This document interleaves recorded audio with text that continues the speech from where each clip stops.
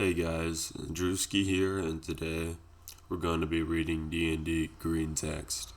Very exciting. Be me, level 5 Ranger. Be not me, level 5 Genie Warlock Barbarian, my character's brother, and at least a level 17 Fiend. Fiend have been following us. We learned a few things about him. It's my night shift. Warlock Barbarian is in ring on my finger. Someone is behind me. I turn around and it's someone looking like my god offering me my sword I lost. He wants to talk. Am smart, I know it's not my god. I jump back and I want to yell to wake everybody up. Fiend casts Maze. He says he just wants to talk. I don't. Make intelligence check. Rolls 19. Call for Warlock Barbarian in ring. He comes out. DM asks me if I have less than 100 HP. I'm level 5. Fiends point finger at Barbarian. DM says I can jump in front of Barbarian. DM forces me to choose. I'm thinking. DM starts counting down. I choose violence. Nat 20. I chopped off his finger. Barbarian's turn. He misses. Fiend's turn. He uses his other finger to power word kill Barbarian. Enraged, my character attacks. Fiend doesn't care. He's saying his monologue. Rolls a few more nat 20s. Fiend was just talking until he died. My yelling woke up the rest of the party. Barbarian, my character's brother, is dead. Fiend is dead. At least I got my sword back. This next post is on r/RPG Horror Stories by u/Jack Style. Warlock murder hobo or not. The campaign was on homebrew. Most players were new or close enough, and I had a newish DM. First online DM with people outside my friend group. Had a nice mix of classes: Warlock, Paladin, Fighter, and Bard. It started out rather normal. Players exploring a new world, defending a city, getting attacked, traveling to meet a contact with a mercenary group they were part of. I thought the group was good. Everyone followed the story along. No strange events. No players did anything too unexpected. Until travel. Along the way, bandits tried to extort for money. For passage, they intimidated them off and secretly followed the bandits home.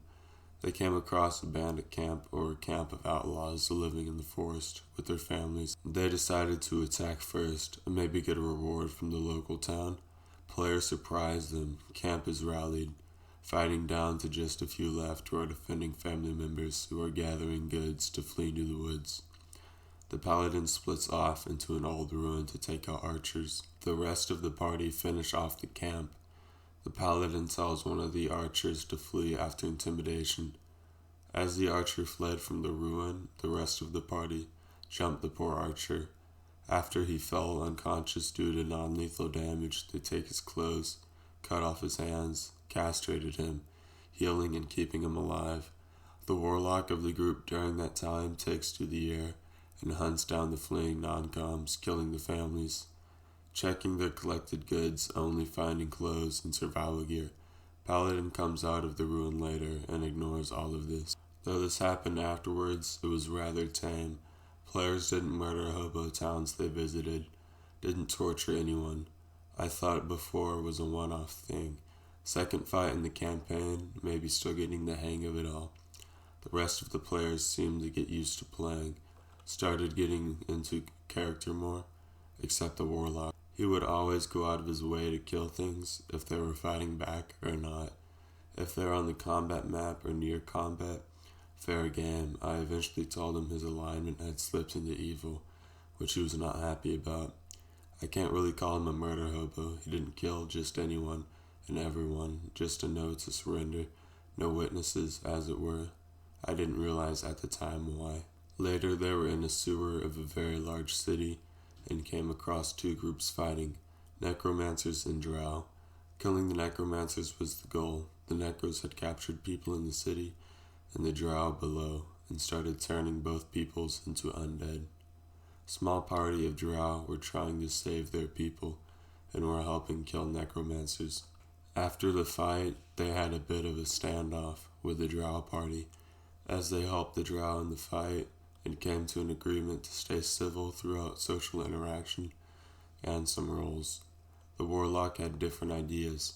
Several times in the past he has tried to cast a spell and keep it a secret, out in the open. I told him several times he would need to be hiding to be able to, so that is what he did.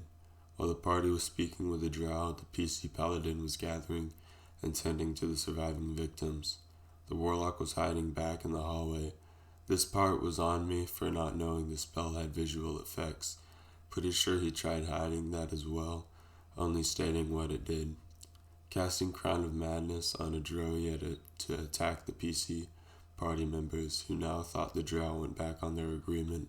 The fight started again, party tearing into the already injured drow.